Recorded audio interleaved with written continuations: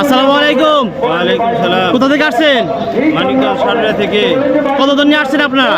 আমাদের প্রায় 35 জনের মতো আছি আমরা। তা এবারকার পর্ব নিয়ে আপনাদের মন্তব্য কি? খুব ভালো মন্তব্য, আলহামদুলিল্লাহ, আল্লাহর রহমতে খুব ভালো আছি। ভালোভাবে আমাদের ইজতেমার ময়দানে আমরা বসছি ভালোভাবেই, খুব আনন্দিত। সেই সাথে আমরা খুব আমাদের জামাত থেকে আমরা যে কাফেলা নিয়ে আসছি, এই কাফেলা থেকে আমাদের জামাত বের হবে, 40 দিনের জামাত বের হবে। আমরা খুব গর্বিত এবং খুব শান্তিতে আছি, ভালো। এবারকার ময়দান নিয়ে আপনার মন্তব্য কি? মন্তব্য খুব ভালো। এবার কোনো গন্ডগোল নাই, নেতাহাতিদের কোনো হাতাহাতি নাই, নেতাহাতিদের কুপুরপন্থীদের কোনো গন্ডগোল নাই। এবার আমাদের দ্বিতীয় তফকার যে ইজতেমাটা খুব সুন্দরভাবে হইতেছে। কিছুক্ষণ পরে মোনাজাত হবে, মোনাজাত পরে ইনশাল্লাহ চলে যাবো। ইসলামে নিয়ে আপনাদের আগামী পরিকল্পনা কি?